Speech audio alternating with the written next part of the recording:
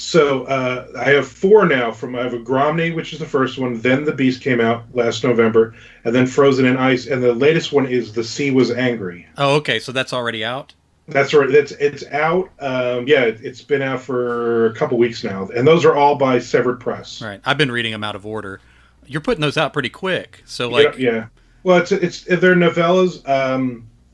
I've just it's one of those things where every second or third thing I'm writing, I'll write one of those. So it's a six book deal. So I will give the exclusive now. The next one will be called Abandoned. The fifth book is called Abandoned, and that one will be set on an island off the coast of Japan. It's a horror book with monsters. And then the sixth book will be a book, I think it's Trapped in Denver or something. right. And it will be a book where basically a monster is let loose in the Denver airport during a snowstorm. But it will involve one character from each of the previous five Oh books who wow. happens to be at the airport.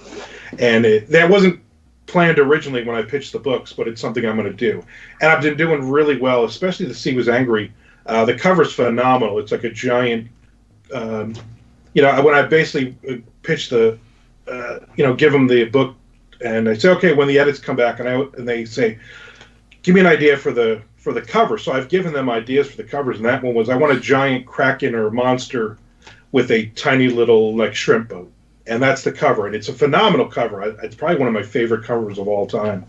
So it's that's neat. So that's out now, and I got a ton of short stories coming out in anthologies this time of year. We've had a lot of conversation going on in chat, and has already said that Frank Edler's Goodreads updates while he was reading The Sea Was Angry were Oh my hilarious. god, that So was yeah. I The didn't sea. follow that. Was he just? Oh, it He's was well. usually The a book tough is reviewer. So was he being no. lenient or? He gave me a great review. He gave me Oh, a good. 3.5 star review, Which which is is which is good for Frank Edler. that's like a 5.5 for anybody else. He was doing like so. The book is the sea was angry, and of course that's when I pitched the books to them. So I'd written real quick. I'd written a Gromny for them, and it did really well. Like opening, like the first 2 weeks, it sold a ton. And so they said, "Hey, pitch us some more books." So I pitched them 8 ideas. Well, I happened to be flying from California back home with my wife and my daughter, and we were trapped. We were literally trapped in Denver, not for a snowstorm, but because of the rain and the high winds.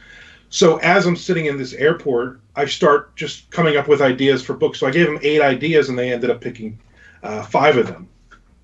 And I gave them all titles, but I was like, like so. The Beast was because there was a growing up. There's an urban legend about a park, Portsea Park, near where I grew up in Middletown, New Jersey, in the '80s when I grew up. That there was a Bigfoot. They called it the Beast. Lived there. So the book is basically set in the mid '80s at that real park. And so when I was doing these pitches, the one about so it's basically the sea life is mad at us and they start attacking us. And I had written a short story years ago that I had remembered, and I knew it would be better as a longer book. So I just called it The Sea Was Angry, figuring that the publisher would change it, because The Sea Was Angry is a speech from George Costanza from Right. Seinfeld. So when I told Chuck Buda that, I mean, he died because he did, he does the whole speech. I can do the whole speech too. So when it came out and they were like, no, we love that title. I was like, oh my God, that's funny.